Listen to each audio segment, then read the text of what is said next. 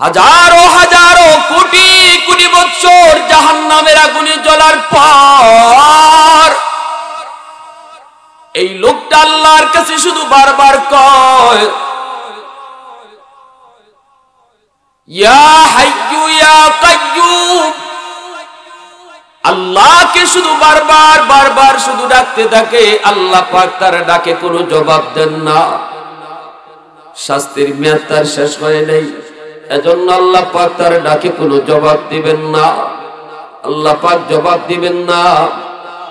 একটা পর্যায়ে যখন শাস্তির মেয়াদ শেষ হবে, আল্লাহ পাক জিব্রাইল আমিনকে বলবেন, জিব্রাইল জাহান্নামের ভিতরে যাও। কে আমি আল্লাহকে এইভাবে ডাকতেছি, যায় তারা একটু দেখো। জিব্রাইল আমিন তিনি জাহান্নামের ভিতরে ঢুকবেন।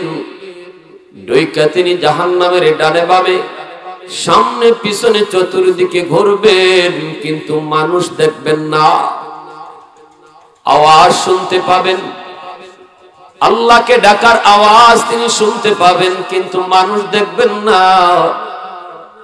এবার জিব্রাইল বলবে, মালিক আমি তো আওয়াজ শুনতে পাই, কিন্তু মানুষ তো দেখি না।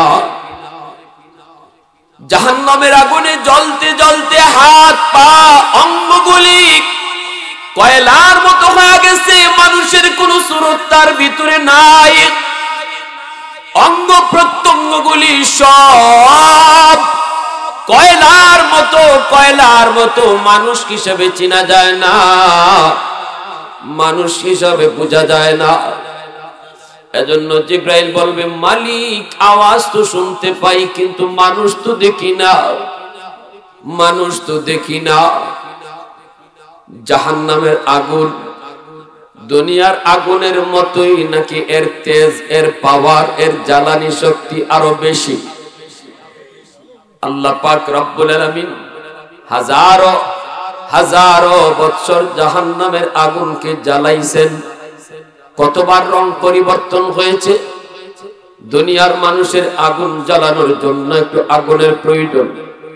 আল্লাহ বললেন, জিব্রাইল জাহান্নামের ফেরেশতাকে যায় বলো যেন একটু আগুন দেয়। দুনিয়ার মানুষের আগুনের প্রয়োজন আছে। তিনি গেলেন ফেরেশতার কাছে, যা বলেন, ভাই একটু আগুন দিবানি? দুনিয়ার মানুষের প্রয়োজন মেটানোর জন্য একটু আগুনের প্রয়োজন। জাহান্নামের ফেরেশতা বলে, জিব্রাইল কতটুকু আগুন নিতে চাও? কতটুকু আগুন? কই আঙ্গুলের মাথা পরিমাণ দিলেই চলবে। জাহান্নামের ফেরেশতা কই, ভাই জিব্রাইল এতটুকু আগুন যদি দুনিয়ার জমিনে দেওয়া হয়, তামাম দুনিয়া এই আগুনের তেজে জ্বলে ছাই হয়ে যাবে। তাহলে কদ্দূর? কই এক সরিষার দানা পরিমাণ আগুন তুমি দিয়ে দাও। ফেরেশতা তখন বলে, এত দূর যদি দেওয়া হয় তাহলে দুনিয়াতে গাছপালা উদ্ভিদ জন্মানো বন্ধ হয়ে যাবে। তাহলে কদ্দূর নিব? কদ্দূর নিব? আল্লাহকে জিজ্ঞেস করো, ও মালিক কদ্দূর আগুন আমি দুনিয়ার মানুষের জন্য নিব? আল্লাহ পাক কয়, জিব্রাইল সরিষার দানা পরিমাণ একটু আগুন নিয়ে তুমি পৃথিবীর সবচেয়ে উঁচু পাহাড়ের উপরে তুমি রেখে দিবা। এই জাহান্নামের সরিষা পরিমাণ আগুন পাহাড় ছিদ্র কইরা, সাত জমিন ছিদ্র হইয়া জাহান্নামের ঠিকানায় আবার চলে যাবে। একটু ধোঁয়া ছেড়ে যাবে, ধোঁয়া। ওই ধোঁয়া থেকে দুনিয়ার আগুনের সৃষ্টি হবে। দুনিয়ার আগুনের সৃষ্টি হবে ওই ধোঁয়া থেকে। অতএব না ডাইরেক্ট আগুন, জাহান্নামের আগুন দুনিয়ায় নেওয়া যাবে না। আজ আমরা দুনিয়ার যে আগুন, যে আগুনে আঙ্গুল দিতে পারি না, নিজের চামড়া পড়ে যায়, যে আগুন ঘর বাড়ি সবগুলি জ্বালায় ছাই করে দেয়, সে আগুন জাহান্নামের সরিষা পরিমাণ আগুনের ধোঁয়া। আল্লাহু আকবার। সরিষা পরিমাণ আগুনের ধোঁয়া। জিব্রাইল আলাইহিস সালাম বলে, আল্লাহ, মানুষ তো দেখি না, আওয়াজ শুনি। আল্লাহ পাক তখন বলবে, জিব্রাইল তুমি বের হয়ে আসো, আমি আল্লাহ দেখতেছি। সুবহানাল্লাহ। আল্লাহ পাক তখন কুদরতি হাত জাহান্নামের ভিতরে ঢুকাইয়া দিবেন। আল্লাহ তার নিজের হাত ঢুকাইয়া দিবেন, ঢুকাইয়া ওই লোকটা, যে লোকটা কয়লার মতো হয়ে গেছে জ্বলতে জ্বলতে, এই লোকটারে আল্লাহ তার কুদরতি হাতের তালুতে উঠাইয়া বলবেন, বান্দারে কেন ডাকতেছে? সুবহানাল্লাহ। জোরে কর। আমার ভাইরা, বন্ধুরা, যুবক, এই কথা বলতে এই লোকটা তখন বলবে, মালিক, দুনিয়াতে গুনাহ করেছি, অন্যায় করেছি, অপরাধ করেছি, নাফরমানি করেছি, এজন্য আজ আমি জাহান্নামের আগুনে জ্বলতেছি। ও মালিক, এটাই আমার শাস্তি, এটাই আমার পাওনা। কিন্তু উলামায়ে কেরামের জবানে শুনেছিলাম তোমার নাম হলো রহমান, তোমার নাম হলো রহিম, তুমি হলে আরহামুর রাহিমিন। শুনেছিলাম হাসরের ময়দানে তোমার কুদরতি কলিজায় ৯৯ ভাগ দয়া আর মায়া থাকবে। আল্লাহু আকবার। জোরে কর। আজ আমি জাহান্নামের আগুনে জ্বলতেছি, এটাই আমার পাওনা গো আল্লাহ। কিন্তু মালিক, একটা আবদার তোমার কাছে জানাই। আল্লাহ, তুমি যদি আমাকে জাহান্নামের নিচে না রাইখা একটু জাহান্নামের উপরে রেখে দিতা, আল্লাহ, জাহান্নামের বাইরে বলি না, জাহান্নামের ভিতরে নিচে না রাইখা যদি তুমি একটু উপরে রেখে দিতা গো, তুমি তো রহমান, তুমি তো রহিম, তুমি আরহামুর রাহিমিন। আল্লাহ পাক ওই বান্দা শুন, জাহান্নাম আমি আল্লাহকে ডাকার জায়গা নয়। জাহান্নামে আমাকে ডাকলে আমি জবাব দেই না। আমাকে ডাকার জায়গা হলো দুনিয়ার জগৎ। দুনিয়াতে যদি কেউ একবার আমি আল্লাহকে ডাক দেয়, আমি ৭০ বার ডাকে জবাব দেই। জোরে কোন সুবহানাল্লাহ। ৭০ বছর পর্যন্ত একজন মানুষ আগুনের পূজা করে, আগুনের পূজা, মূর্তির পূজা। হাদিস শরীফে আল্লাহ নবী বলেন, ৭০ বছর পর্যন্ত মূর্তির সামনে বসে বসে শুধু ইয়া সানামু ইয়া সানামু করছে। ইয়া সানামু ইয়া সানামু, সানামুন শব্দের অর্থ হলো মূর্তি।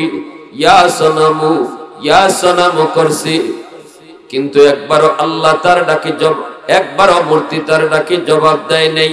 একবারও মূর্তি তার ডাকে জবাব দেয় নাই। একবার তার মুখ থেকে ভুলক্রমে আল্লাহর নাম, সমাদ হলো আমার আল্লাহ পাকের একটা সিফাতি নাম, এই নামটা তার মুখ থেকে বলে বের হয়েছে, বলে ফেলেছে ইয়া সমাদু, ইয়া সমাদু। বলতে চেয়েছিল ইয়া সনামু, বলে ফেলছে ইয়া সমাদু। সাথে সাথে আল্লাহ পাক তার ডাকে জবাব দিয়া দিবেন। জোরে কোন সুবহানাল্লাহ। আল্লাহ পাক বলেন, লাব্বাইক ইয়া আবদি লিমা দাউতানি। ও বান্দা, আমারে কেন ডাক দিয়েছো? আমি আল্লাহ হাজির। আল্লাহু আকবার। আল্লাহ পাক তার ডাকে জবাব দিয়ে দিলেন। আল্লাহ পাক তার ডাকে জবাব দিয়ে দিলেন। তাহলে বোঝা গেল দুনিয়াতে শুধু আল্লাহকে ডাকতে হয়। আল্লাহকে ডাকার জায়গা আখিরাত নয়, আল্লাহকে ডাকার জায়গা কবর জগৎ নয়, আল্লাহকে ডাকার জায়গা হলো দুনিয়াতে হায়াত যতদিন আছে ততদিন। লোকটা যখন আল্লাহর নাম কইয়া ডাক দিছে ইয়া সমাদু, আল্লাহ তো জবাব দিয়ে দিলেন। মায়ার নবী, দয়ার নবী বলেন, সাথে সাথে লোকটায় কয়, ৭০ বছর ৮০ বছর আমার দেবতারে ডাকলাম, একদিনও জবাব দিল না।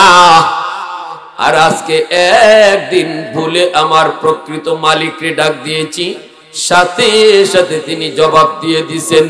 লোকটা আর দেরি করলো না, সাথে সাথে মূর্তি পূজা ছাইরা কালেমা পড়ে মুসলমান হয়ে গেল। আলহামদুলিমান কদ্দারা খাইরাও ওয়া খাবালা।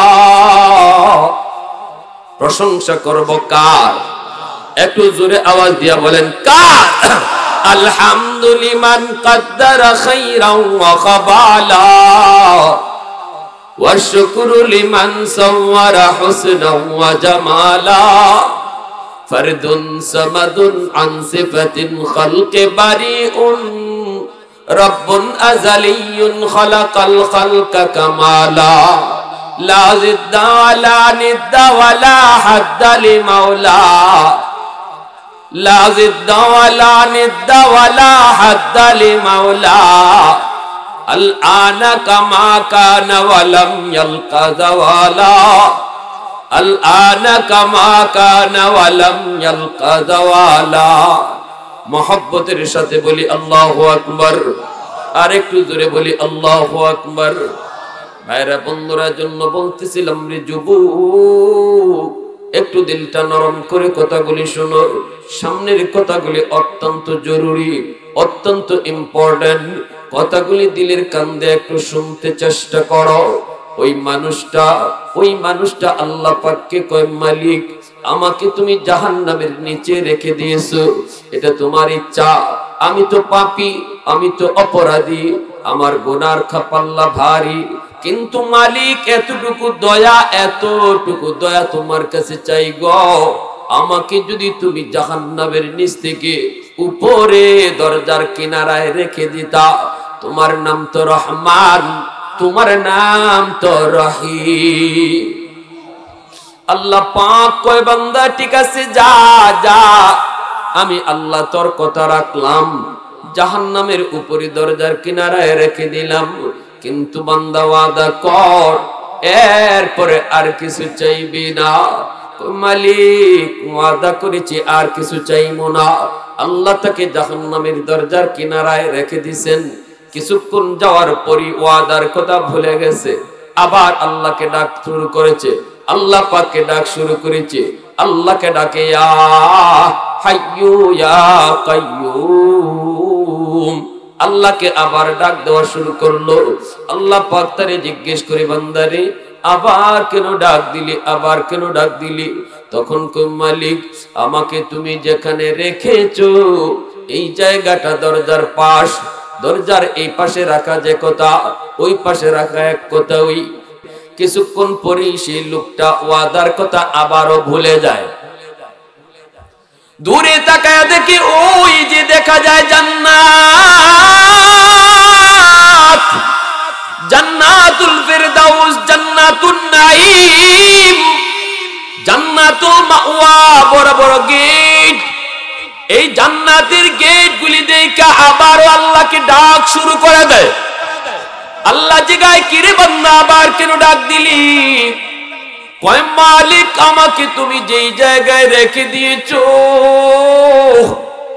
এই জায়গাটা জাহান্নামের ভিতরও না জান্নাতের ভিতরও না আল্লাহ তুমি আমাকে যেখানে রাখছো এই জায়গা জাহান্নামের ভিতরও না জান্নাতের ভিতরও না আমারে এই জায়গায় রাখা যেই কথা জান্নাতের গেটের পাশে রাখা এক কথা ওই সমান ওই এখানে রাখা যে কথা জান্নাতের গেটের পাশে রাখা সমান কথা আল্লাহ তুমি আমাকে যদি দয়া করে এই জায়গায় না রেখে জান্নাতের গেটের পাশে একটু রেখে দিতা তোমার নাম তো রহমান তোমার নাম রহিম আহাদুল লাইসা কামিসলি সামাদুল লাইসা কাফাদলি লিমানিল মুলকু তুগুই তু সাজাওয়ার খুদাই তু খুদাওয়ান্দে আমি নি তু খুদাওয়ান্দে ইয়াসারি তু খুদাওয়ান্দে জামি নি তু খুদাওয়ান্দে সামাই তু রহিমি তু করিমি তু সামিঈ তু বসিরি তু মুইজ্জি তু মুদিল্লি তু মালিকিল আরশি বজাই বরি আজ খুরদন ও খুফতন বরি আজ তুহমত মর্দান বরি আজ বিম উমিদি বরি আজ রঞ্জ বালাই আল্লাহু আকবার আল্লাহ পাক কই বান্দা ঠিক বলেছো আমি আল্লাহ সবই পারি এখানেও রাখতে পারি জান্নাতের গেটের পাশেও রাখতে পারি আমি আল্লাহর নাম রহমান আমার নাম রহিম সবই তোমার কথা ঠিক আছে কিন্তু বান্দা বল এই পর্যন্ত কয়বার ওয়াদা করছো আর কতবার ভাঙছো? তুমি না বলেছিলে আর কিছু চাইবা না, তুমি না বলেছিলে আর কিছু চাইবা না। তখন কয় মালিক আমি তোমার দয়ার কাঙ্গাল, আমি তোমার মায়ার কাঙ্গাল। এই ময়দানে জাহান্নামের এই ময়দানে এই জায়গায় তোমার দয়া মায়া ছাড়া কেউ আমাকে বাঁচানোর নাই গো মালিক, তোমার দয়া ছাড়া বাঁচার কোনো উপায় আমার নাই। আল্লাহ আমি তোমার দয়ার কাঙ্গাল, আমি তোমার মায়ার কাঙ্গাল। আবারও আল্লাহ পাকের দয়া লাগবে। আল্লাহ তখনও বলবেন বান্দা ঠিক আছে, এই কথাটাও আমি তোর রাখলাম, এই আবদারটাও পূরণ করলাম, জান্নাতের গেটের পাশেই তোমাকে রেখে দিলাম রে বান্দা, কিন্তু ওয়াদা কর এরপরে আর কিছু চাইবা না। আল্লাহ ওয়াদা করলাম আর কিছু চাইবো না, আর কিছু চাইবো না। আল্লাহ পাক রব্বুল আলামিন কয় একটু ভালো করে ওয়াদা কর, আগেও তো এইভাবে ওয়াদা করছো, হ্যাঁ কইছো আল্লাহ ওয়াদা করলাম আর কিছু চাইবো না। আল্লাহ এই ওয়াদা আর ভাঙবো না, আমার খালি গেটের পাশে একটু রেখে দাও। আল্লাহ দয়া কইরা এই লোকটারে জান্নাতের গেটের পাশে এনে রেখে দিছে। সে শুধু বারবার খালি আগাইছে আগাইছে, জান্নাতের গেটের পাশে আইসা জান্নাতের ভিতরে কি আছে একটু দেখার জন্য তার দিল দেওয়ানা হয়ে গেছে। দেখবে কি কইরা জান্নাতের ভিতরে আল্লাহ কি রাখছে। হুজুরদের জবানে, উলামায়ে কেরামের জবানে শুধু শুনেছি, কিন্তু আজকে দেখার সুযোগ দেয়। একটু যদি দেখতে পারতাম, আল্লাহ পাকের মানসা হলো আল্লাহ তার একটু দেখাবে জান্নাতে আল্লাহ কি রাখছে তার জন্য, কিন্তু সেইগুলা ভুইলা পাপের সাগরে ডুব দিছে। কি পাওয়ার কথা ছিল তার, কি রাখছিল আল্লাহ তার জন্য, কিন্তু সেইগুলা হারাইলো। আল্লাহর ইচ্ছাও তারে একটু দেখাবে। এমনি জান্নাতের গেটটাকে আল্লাহ একটা জান্নাতি বাতাস চাইরা একটু ফাঁক করে দিবে, এক পলকের জন্য তার নজর শুধু জান্নাতের ভিতরে ঢুকবে।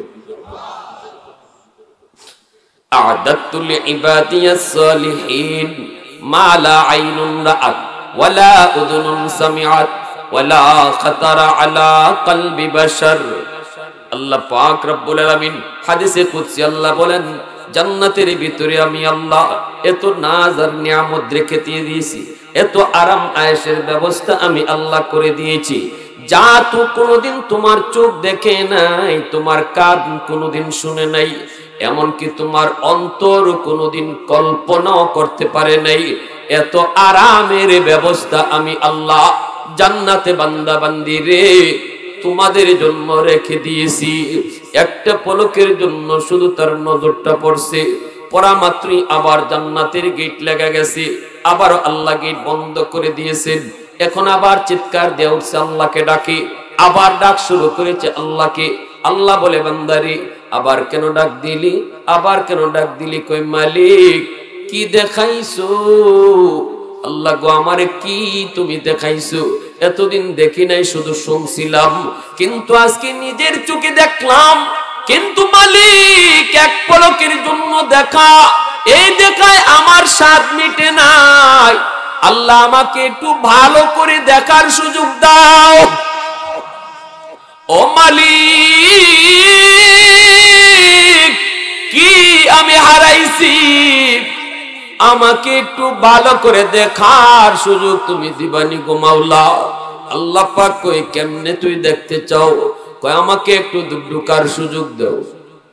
সুবহানাল্লাহ করনা, কয় আমার একটু ঢুকবার সুযোগ দাও, আমি দেখবো আর দৌড় দিয়া বের হয়ে আসবো, দেরি করব না। আল্লাহ আমি শুধু ঢুকবো আর দেখবো, তারপরে দৌড় দিয়ে বের হয়ে আসবো। আল্লাহ পাক রব্বুল আলামিন তখন বলতেছে, বান্দারে তুই না বলেছিলে তুই আর কিছু চাইবি না? কয় এটা তো কইছিলাম ওই, কিন্তু আমারে দেখাইলা কেন? সুবহানাল্লাহ, আমারে দেখাইছো কেন গো মালিক? দেখাইছো যখন আমাকে দেখবার সুযোগ দিতে হবে। আল্লাহ তুমি আমাকে একটু দেখার সুযোগ দাও, দেরি করব না। আল্লাহ পাক রব্বুল আলামিন কই বান্দা মনে রাখিস কতবার ওয়াদা করেছো, কতবার তুমি ওয়াদা ভাঙছো। আল্লাহ কয় ঠিক আছে, এই আবদার তোর পূরণ করব রে বান্দা, কিন্তু ওয়াদা কর, ভালো করে ওয়াদা কর, দেরি করবি না, দুইকে তুই বের হয়ে আসবি, একটু ঢুককেই তুই বের হয়ে আসবি, দেরি করবি না।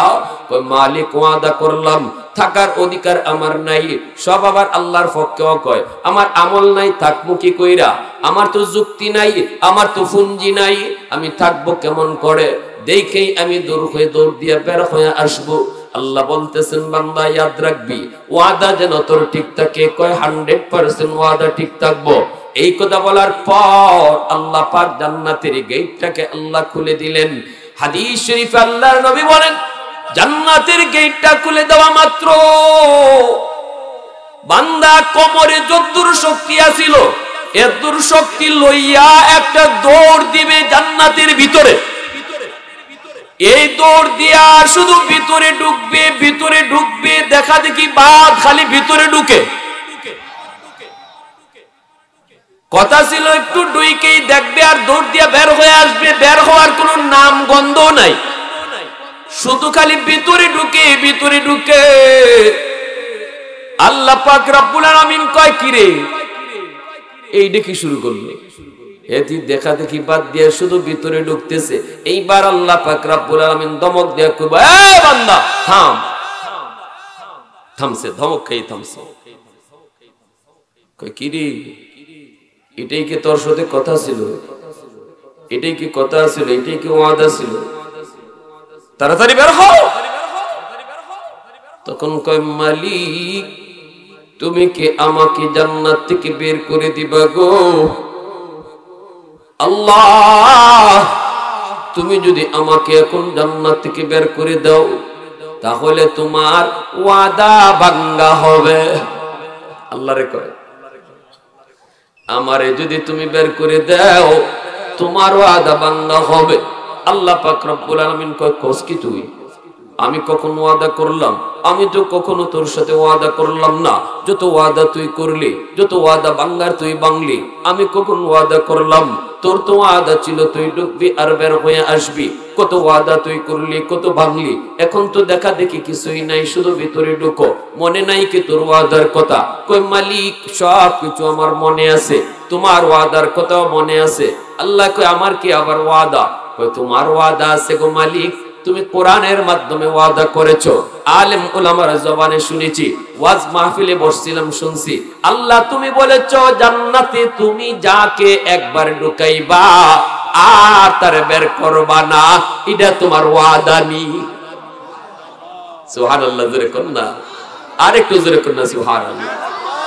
আরে লাহজাহে মুমিন কি নই শান নই আন, हर लहज़े है मोमिन की नुई शान नुई आन, रफ्तार में किरदार में अल्लाह की बुरहान, क़हारियो गफ़्फ़ारियो कुद्दूस जबारूत, ये चार अनासिर ग़ुत बनता है मुसलमान। अल्लाह पाक रब्बुल आलमीन कोई बंदा कौन की तुम्ही? बोले जी अल्लाह तुम्ही वादा तुम्ही करे सुनी। জান্নাতের কথা তুমি যত জায়গায় বলেছো, সব জায়গায় তুমি খালিদিনা ফিহা বলেছো। আল্লাহ তুমি জান্নাতকে চিরস্থায়ী বলেছো, জান্নাত থেকে আর বের করবা না, এই ওয়াদা তোমার আসেনি কোরআনে। আল্লাহ বলে বান্দারে, চালাকি তো তুই কম করলি না, সব কথা মনে না থাকলেও আমার ওয়াদার কথা তোর মনে আছে। নামাজের কথা মনে নাই, হালাল হারামের কথা তোর মনে নাই, পর্দার বিধান পালন করার কথা তোর মনে নাই, কিন্তু আমার এই ওয়াদা মনে আছে। বান্দা ঠিক বলেছো, ঠিক বলেছো, আমি আল্লাহ ঠিকই ওয়াদা করেছি, যার একবার জান্নাতের ভিতরে ঢুকাবো আর কখনো জান্নাত থেকে বের করব না। জান্নাত থেকে আমি আল্লাহ কখনো জান্নাত থেকে বের কইরা জাহান্নামে দেই না, কিন্তু আমি আল্লাহ জাহান্নামীকে জান্নাতে দেই, জান্নাতীকে আর কখনো জাহান্নামে দেওয়া হয় না। এটা আমি আল্লাহর ওয়াদা। ঠিক শুনেছো তুমি, সত্য শুনেছো তুমি। কই মালিক, তাহলে এইবার আমার কথা, আমি তো কোনো না কোনো সুরতে বুদ্ধি করে হোক আর চালাকি করে হোক ঢুকে পড়ছি। এখন যদি আমাকে তুমি বের করো তাহলে তোমার ওয়াদা ভাঙা হয়। আল্লাহু আকবার। আল্লাহ বলে বান্দা, যা বলেছো ঠিক বলেছো,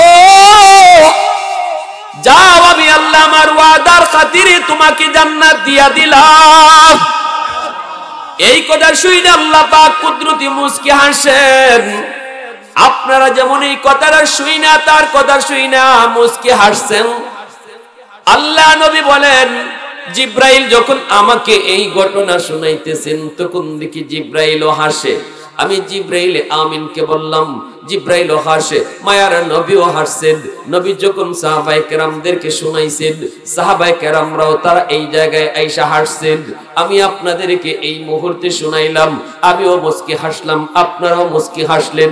এই হাসিটা এই জায়গায় হাসলে পরে মায়ার নবীর সুন্নতের উপরে আমল হয়, এমনকি আল্লাহর সুন্নতের উপরেও আমল হয়ে যায়। সুবহানাল্লাহি ওয়া বিহামদিহি সুবহানাল্লাহিল আযীম সুবহানাল্লাহি ওয়া বিহামদিহি সুবহানাল্লাহিল আযীম। ভাইরা বন্ধুরা, জন্য বলতেছি, সাহাবায়ে কেরাম যখন হাসলেন নবীও হাসলেন। সাহাবীরা জিজ্ঞেস করে, নবী গো আপনি হাসলেন কেন? নবী বলতেছেন, আমি হাসলাম কেন এই প্রশ্ন পড়ে আমি জিব্রাইলকে জিজ্ঞেস করেছিলাম, জিব্রাইল হাসলা কেন? জিব্রাইল কয়, নবী গো আমি কি বলবো কেন হাসলাম? বান্দার এই কথা শুই না আল্লাহ নিজেই হাসছে। সুবহানাল্লাহ, জোরে কোন না।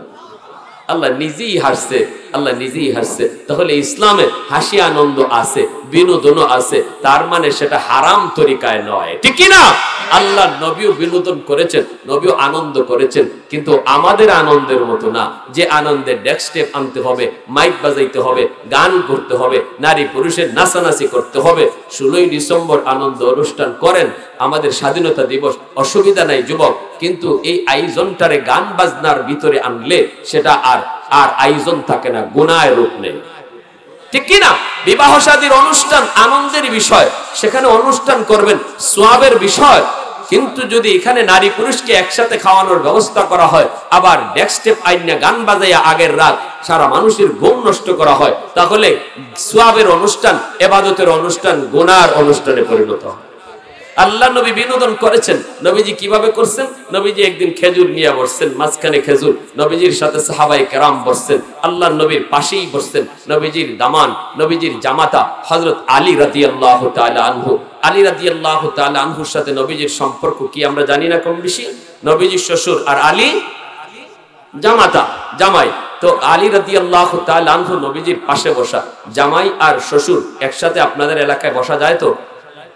সবাই কথা কয় না, কোনো সমস্যা আছে না? অনেক এলাকায় গেলে পরে দেখি, শুনি যে অনেক জামাই যদি দেখে যে শ্বশুর এই রুমে আছে, সে এই রুমে ঢুকে না, শরম, সে আরেক রুমে চলে যায়। শ্বশুরকে সালাম দিতে তার লজ্জা লাগে, হাত মিলাইতে লজ্জা লাগে, শ্বশুরের সাথে গল্প করতে লজ্জা লাগে।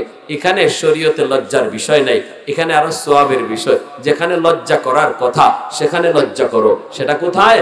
শালীর কাছে বইসো না, এখানে লজ্জা করো, এটা হারাম। এখানে বসলে পরে গন্ডগোল বাজবে। আর শাশুড়ি শ্বশুরের সাথে বৈশা গল্প করলে কোনো গন্ডগোল নাই। যেখানে গন্ডগোল হয় এখানে বৈশা মজা করতে আমাদের খুব মজা লাগে, এখানে গল্প করতে মজা লাগে।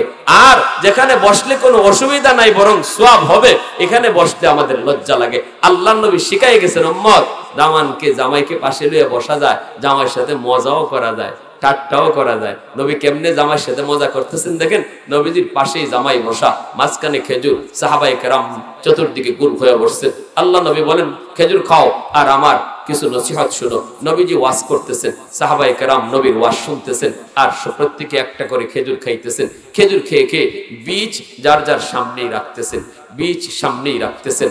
ব্যতিক্রম শুধু একজন, যিনি খেজুর খান ঠিক, বীজটা নিজের সামনে রাখেন না, বীজ রাখতেছেন আরেকজনের সামনে।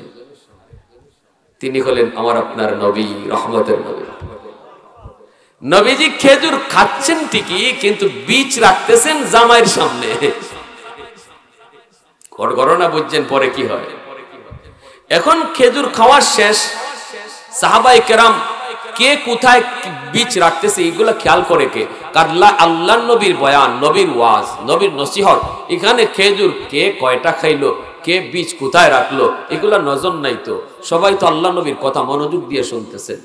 খেজুর খাওয়া শেষ, এইবার আল্লাহ নবী বলেন, আচ্ছা খেজুর খাওয়াও শেষ, আমার বয়ানও শেষ, এখন একটু বোঝা দরকার এই খানার ভিতরে কে কি পরিমাণ খেজুর খাইছে। কারণ হলো আমাদের সমাজেও দেখবেন কিছু মানুষ আছে গল্প হোক আর কিচ্ছা হোক, যত কথাই কন তার খানা বন্ধ হয় না, ঠিক না? হাত তার মেশিন কিন্তু চলছে, এটা বন্ধ নাই। আবার কিছু মানুষ আছে কথা কইলে খানা খাইতে পারে না, কথা কেউ যদি কয় তো হ্যাঁ মুখে নেই আবার তোরা খায়, মুখে নেই তোরা, এইভাবে তার খানাই বন্ধ হয়ে যায়। আর কিছু মানুষ আছে মাশাআল্লাহ এর মেশিন স্টার্ট হইলে আর অফ নাই, তুমি এবার গল্প যা করো করো, তোমারটা তুমি করো, এই অবস্থা। তখন আল্লাহ নবী বলতেছেন যে না, আমাদের একটু বোঝা দরকার, এই এত কথা শুনলাম আমরা, এত নসিহত শুনলাম, এখন কে কি পরিমাণ খেজুর খাইলো। সাহাবায়ে কেরাম বলে ইয়া রাসূলুল্লাহ এটা বুঝি কেমনে, সবাই তো খেজুর খেয়ে ফেলছি, খেজুর তো পেটে চলে গেছে, বুঝবো কেমনে কে বেশি খাইলো কে কম খাইলো। আল্লাহ নবী বলেন না না, বোঝার তরিকা আছে, বোঝার একটা পদ্ধতি আছে, একটা আলামত আছে। সাহাবীরা বলে কেমনে? যার সামনে যে পরিমাণ বীজ আছে বোঝা যাবে সে এই পরিমাণ খাইছে। এখন প্রত্যেক সাহাবী যার যার সামনে তাকাইছে, তাকায় দেখেন যে না বীজ মিল মতোই আছে, কিন্তু প্রত্যেকে আবার নিজেরটার দিকে তাকাই তো আবার পাশের জনের দিকে তাকায়, এইভাবে তাকাইয়ে তাকাইয়ে দেখে হযরত আলী রাদিয়াল্লাহু তাআলার সামনে খেজুরের বীজের গিলা হয়ে গেছে, স্তূপ।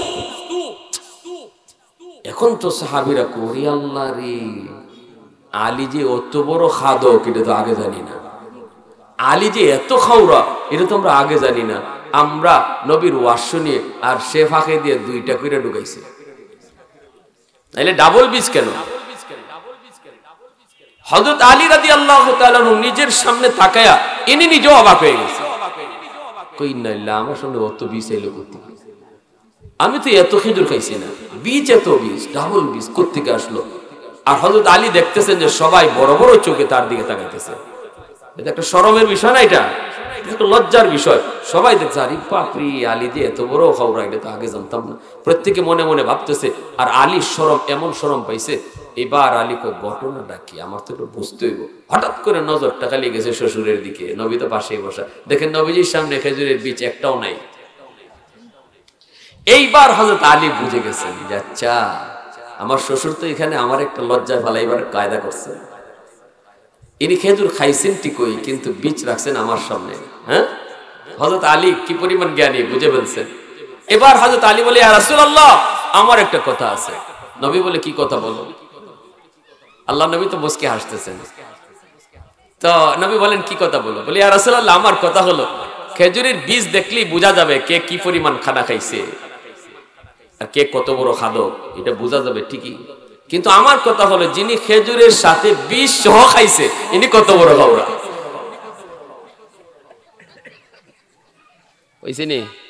ওইসিনি কর। এইবার তো হাসি শুরু হয়ে গেছে। আল্লাহ নবী বলে আলী এত সুন্দর জবাব দিছ। নবী বলতেছে এজন্য আমি বলেছি আনা মাদিনাতুল ইলমি ওয়া আলিয়্যুন বাবুহা, আমি এলেমের শহর আর আমার আলী এলেমের শহরের দরওয়াজা। সুবহানাল্লাহ, কি জবাবটা দিছে। সাহাবায়ে কেরাম বুঝে গেছেন আচ্ছা এখানে তো শ্বশুর জামাইয়ে ঠেলাঠেলি চলছে। কি সুন্দর কৌতুকটা করছেন আল্লাহ নবী, কত মজার একটা কৌতুক করছেন। তো এজন্য বলতেছি ইসলামে আনন্দ বিনোদন চিত্ত বিনোদন আছে, কিন্তু সাবধান যুবক, এটা ইসলামের গণ্ডির ভিতরে যেন হয়। ঠিক কিনা জোরে কর। আমার ভাইয়েরা বন্ধুরা এবার আসুন সামনের দিকে আগাই।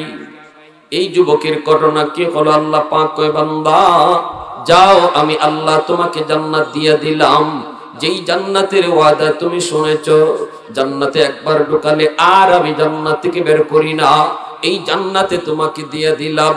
খুশি হইয়া আল্লাহর বান্দা এইবার জান্নাতে ঢুকলো, জান্নাত পেয়ে গেল, কিন্তু যেখানেই বসতে চায় এখানেই তারে কেউ জায়গা দেয় না। আগে থেকেই সবাই জান্নাত দখল করে নিয়েছে। এই লোকটাই হলো সর্বশেষ জান্নাতি। এজন্য জান্নাতে যেখানেই বসতে চায় কেউ তারে জায়গা দিতে চায় না। ও মিয়া এটা আমার এরিয়া, এখান থেকে তুমি উঠো। আরেক জায়গায় গেলে পরে কয় আরেকজনে এটা আমার এরিয়া, তুমি ওখান থেকে উঠো। এখন কয় মালিক জান্নাত তুমি দিয়েছ, কিন্তু যাব কোথায়? কেউ তো বসতেই দেয় না। আল্লাহ পাক কয় বান্দা তুমি বুঝি তোমার জান্নাত পাও না? সামনের দিকে আগাও, আমি আল্লাহ তোমার জন্য 10 দুনিয়ার সমান জান্নাত রিজার্ভ রেখে দিয়েছি।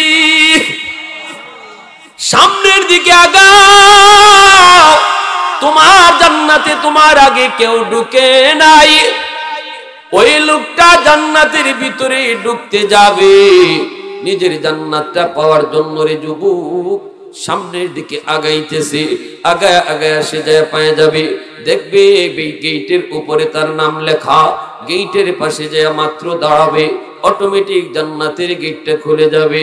তার সামনেই হুররা মালানিয়া, জান্নাতে মালানিয়া তার অপেক্ষায় 70 জন বিবি। এই বিবিরা তাকে গান গেয়ে গেয়ে বরণ করে তাকে খাস কামরায় নিয়ে যাবে। আনন্দ হবে, পরিচয় হবে, আল্লাহ তারে জান্নাতি শরবত খাওয়াবে। কত গল্প, কত আনন্দ। বিকাল বেলা বলবে, আমি আমার বাগানগুলি একটু দেখে আসি গো, কোন কোন বাগান আল্লাহ আমাকে দিছে। আঙ্গুরের বাগান, আপেলের বাগান, কলার বাগান। আল্লাহ পাক রব্বুল আলামিন সূরা রহমান, সূরা ওয়াকিয়ার ভিতরে এই বাগানগুলির বিবরণ আল্লাহ দিয়েছেন। বাগানের ভিতরে যাবে, যায় দেখবে আঙ্গুরের গাছের আঙ্গুরের ফলগুলি হাতের কাছে জ্বলতেছে, প্রতিটা ফল হাতের কাছে জ্বলতেছে। টান দিয়া পারবে আর খাবে। নদীর কিনারায় যায় বসবে, এমন একটা লেকের পারে যায় বসবে, যেই লেকের পারে বৈশা দেখবে এত স্বচ্ছ পানি, পানির নিচের মাছ রং বেরঙের মাছ, সোনালী কালার, রূপালী কালার। দেখে আল্লাহর বান্দা বলবে, এত সুন্দর মাছ না জানি খাইতে কত স্বাদ। বলা মাত্রই নবী বলেন, মাছের জবান আল্লাহ খুলে দিবে। মাছ ডাক দিয়া বলবে, আল্লাহর বান্দা আতাশতাহি, তুমি কি আমাকে খাইতে চাও? সে বলবে, হ্যাঁ আশতাহি, আমি তোমারে খাইতে চাই। মাছ বলবে, মাতবুখান আও মাশবিয়ান, তুমি আমাকে ভুনা খাবা নাকি ভাজা খাবা? আল্লাহর বান্দা তখন বলবে, আমি তোমারে ভুনাও খাবো ভাজাও খাবো। আগে দেখবো ভুনা খায় কত মজা, এরপরে দেখবো ভাজা খায় কত মজা। সাথে সাথে মাছটা ভুনা হয়ে তার সামনে হাজির হয়ে যাবে। ভুনা মাছটা খাওয়ার পর কাঁটাগুলি ফালাবে, এই কাঁটা থেকে আবারও ওই মাছটা জন্ম নিবে, আবারও ভাজা হয়ে তার সামনে মাছটা হাজির হয়ে যাবে।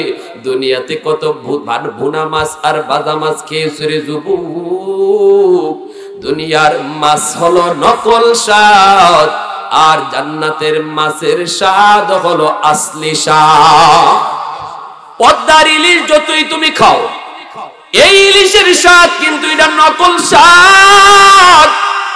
জান্নাতে আল্লাহ তোমাকে ইলিশ খাওয়াবে, এটা হলো ইলিশের আসলি স্বাদ। দুনিয়াতে ল্যাংড়া আম তুমি খেয়েছো, দুনিয়াতে ফলমূল আপেল আঙ্গুর কত কিছুই না খেয়েছো। আল্লাহ পাক দুনিয়াতে যত ফল রেখে দিয়েছে, জান্নাতি নিয়ামতের সবগুলা এক একটা স্যাম্পল। এগুলা হলো নকল, আসল ফলের বাগান আল্লাহ জান্নাতির জন্য রাখছে। এজন্য দুনিয়ার আঙ্গুর, দুনিয়ার আপেল, দুনিয়ার আমের স্বাদের চেয়ে হাজার হাজার গুণ বেশি স্বাদ জান্নাতি ফলের। ওই অবস্থায় আল্লাহর বান্দা দেখবি হঠাৎ করে তার পিছনে নরম হাত দিয়ে কে যেন ধরছে। বাম দিকে তাকায় দেখবে একটা সুন্দরী নারী, এত সুন্দর এত সুন্দর।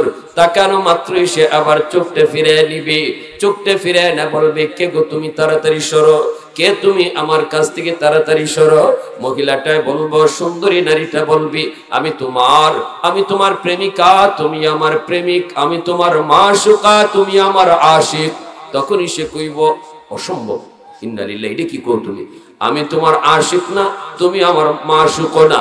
দুনিয়াতে কত আশিক কত মাশুকের খেলা দেখেছি, আমি কোনোদিন ওই ঝামেলায় যাই নাই, হারাম প্রেম ভালোবাসায় যাই নাই। দুনিয়ার কত সুন্দরী আমারে ডাকছে প্রেমের জন্য, আমি কোনো প্রস্তাব গ্রহণ করি নাই, কারণ দুনিয়ার নাপাক প্রেম ভালোবাসা আমার অন্তরে ছিল না। আমার অন্তরে জমায়া রাখছিলাম আমি আমার মাওলার প্রেম। অতএব না না, এই কথা তুমি আমারে শোনায় বলায়ও না, তুমি আমার না। আমার 70 জন বিবি আল্লাহ আমাকে হালাল তরিকায় জান্নাতে দিয়েছে, তাদের চেহারা আমি চিনি, তুমি এদের মতো না, তুমি তা না।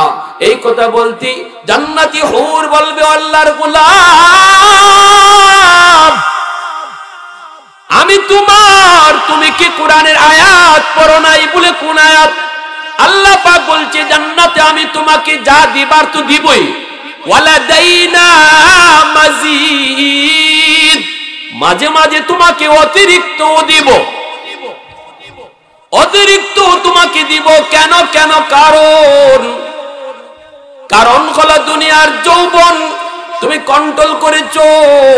কক্সবাজার সমুদ্র সৈকতে গত সপ্তাহে আমি ছিলাম, সমুদ্র সৈকতে ছিলাম 3 দিন আমার ছিল কক্সবাজারে প্রোগ্রাম। মাঝে মাঝে আল্লাহ পাকের কুদরত দেখার জন্য সাগরে যেতাম, কিন্তু ভাইরা আমার, সাগরের পারে গেলে পরে যা দৃশ্য চোখে পড়ে, আমাদের মতো মানুষ সেখানে বেশিক্ষণ থাকা সম্ভব হয় না। চোখ থেকে অজান্তেই চোখের পানি ঝরে আর কান্দি আর বলি, মালিক এই সাগর প্রতিনিয়ত আল্লাহর কাছে আবদার করি, আলা কুল্লা ইয়াউমিন ওয়াল আরদু ইস্তাজিলু রাব্বাহু, আলা কুল্লা ইয়াউমিন ওয়াল বাহরা ইস্তাজিলু রাব্বাহু, আলা কুল্লা ইয়াউমিন ওয়াল মালাইকাতু ইস্তাজিলু রাব্বাহু। হারাম নারীকে লইয়া না ঘুইরা আমি আল্লাহর মহব্বত দিলের ভিতরে বসাইছিল।